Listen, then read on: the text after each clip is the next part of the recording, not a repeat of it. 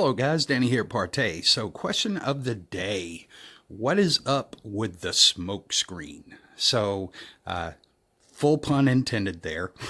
So I'm going to show you. We're sitting in a room with bright light. I've got all the lights up.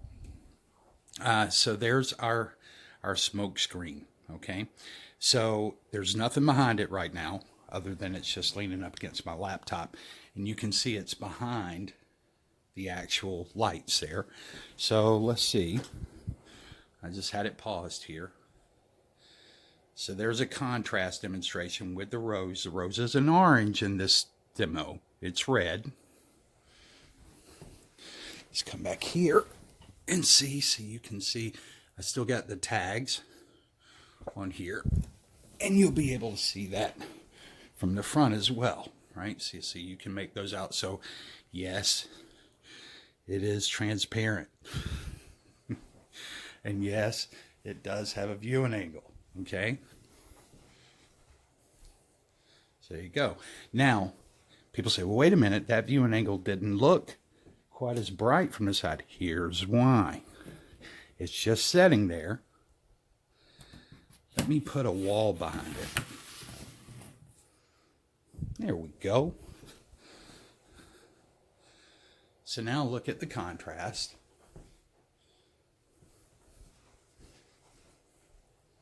Still from the side angles. All right. So guys, this is craft. This is very easy stuff to do.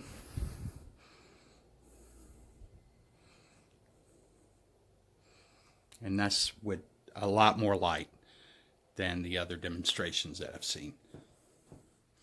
This is just quick rolled onto a panel, and let me show you what it is. Hold on. All right, now I used 3 products, but you really only have to use 2 if you're doing this from, you know, just a craft perspective. So, clear matte, black chalk paint, and then I used some Floetrol just for the rolling to help make it easier for the rolling because this is a glossy type material. Mixed it. Actually, the ratios I used in this were 1/4 cup of poly, and then just used a 1/4 of a tablespoon, okay, tablespoon, not teaspoon, of the black chalk paint. So 1:16 ratio. So 1 of the black chalk to 16 of the poly. That was it. So you tell me whether you think this is something that would be patentable.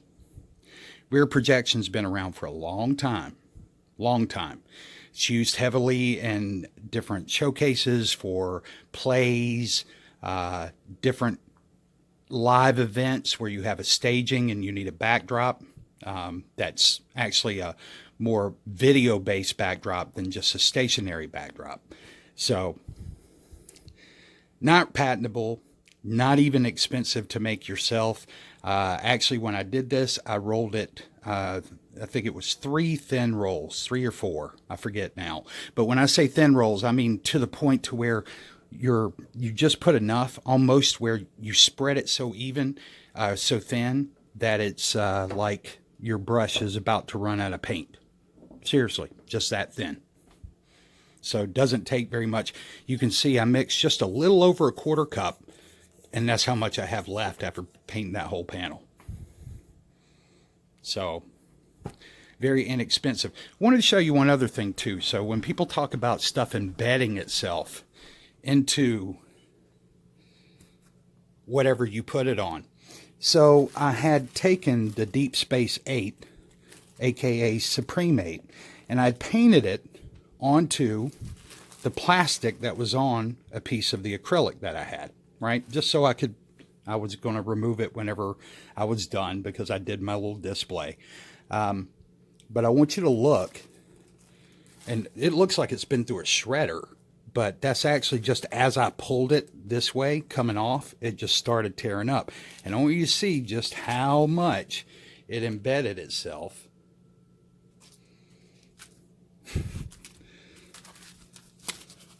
Here, let me tear a piece off here. You can see it's just paint. That's all it is. There's nothing else to this stuff. But I want you to see, let me see if I can get it. how slick it is. There you go. That's how well it embedded itself into the back. Slick as a baby's behind.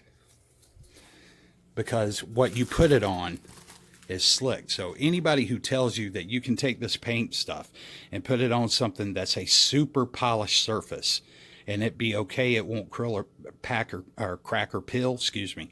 There you go. Okay. So hopefully that's helped you guys.